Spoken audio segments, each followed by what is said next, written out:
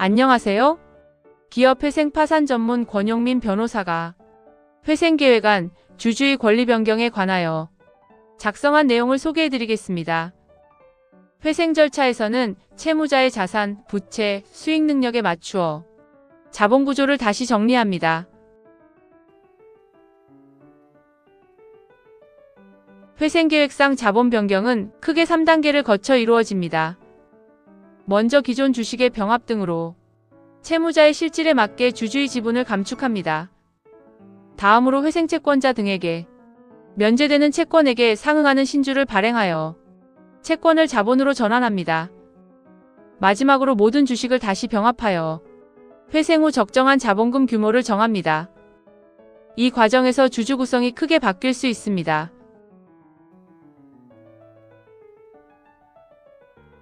첫 번째 단계인 기존 주식의 병합을 통한 자본 감소는 채무자의 자산, 부채, 수익 능력을 고려하여 정합니다. 관리인은 조사위원회 조사 결과와 채권자와의 협의를 토대로 주식의 실제 가치를 반영한 감자 비율을 정합니다. 자본 감소는 부실한 재무 상태에 맞추어 기존 자본금을 줄이는 절차입니다. 방법은 크게 두 가지입니다. 하나는 주금액 자체를 줄이는 방법이고 다른 하나는 주식수를 줄이는 방법입니다. 실무에서는 주식수를 줄이는 방식이 많이 쓰입니다.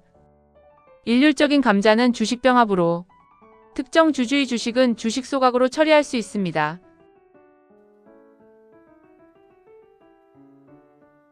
두 번째 단계는 회생채권자 등에 대한 신주 발행, 즉 출자 전환입니다. 출자 전환은 회생채권자의 채권을 주식으로 바꾸어 채무자의 부채를 줄이고 자본을 늘리는 절차입니다. 채권자는 자신의 회생채권 등 권리에 가름하여 신주를 배정받습니다.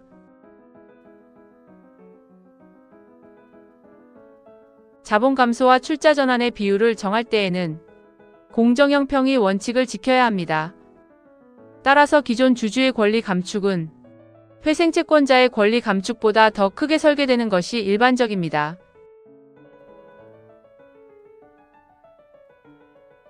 실무에서는 회생계획 후 기존 주주의 최종 지분율이 회생채권자의 현재 가치 변제율보다 낮은지를 확인합니다.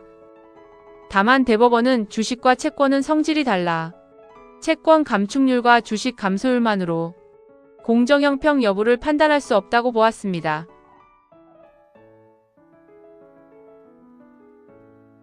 대법원은 공정형평의 원칙을 판단할 때에는 자본감소 비율, 출자 전환 후 실질 지분율 등 여러 사정을 종합적으로 고려하여야 한다고 보았습니다. 그리고 특수관계 있는 주주에 대해서는 더 강한 권리 감축이 필요할 수 있습니다. 이사, 지배인 등의 책임 있는 행위로 채무자가 파탄에 이르렀고 그 행위에 영향력을 행사한 주주라면 그 주식의 3분의 2 이상을 감자하여야 합니다. 또 특수관계인이나 대주주와 일반 주주를 차등 병합하거나 자기 주식을 무상 소각할 수 있습니다.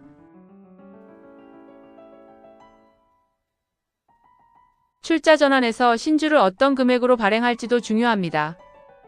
액면가를 초과하여 신주를 발행하면 그 초과 부분이 채무면제이익으로 평가되어 법인세 문제가 발생할 수 있습니다. 따라서 회생계획안은 원칙적으로 액면가 발행 방식으로 작성합니다. 그러나 액면가 발행만으로 채무면제이익 문제가 완전히 사라지는 것은 아닙니다. 회생 절차 중인 회사의 주식은 실질 가치가 액면가보다 낮은 경우가 많습니다. 따라서 액면가로 신주를 발행하더라도 채권가액과 실제 주식 가치의 차액은 채무면제이익으로 평가될 수 있습니다. 현행 법인세법은 원칙적으로 출자 전환으로 발행한 주식의 시가를 초과하는 부분을 채무면제이익으로 봅니다. 다만 회생 절차 중인 채무자에 대해서는 2월 결손금 산입이나 과세이연 등 일정한 특례가 인정되고 있어 실제로 채무면제이익에 대한 과세가 이루어지는 경우는 거의 없습니다.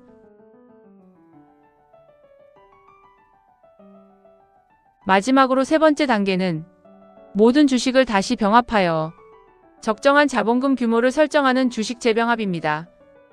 출자 전환으로 자본금이 과도하게 증가하면 M&A나 투자 유치에 장애가 될 수 있으므로 재병합을 통해 적정한 자본금 규모로 조정하는 것입니다.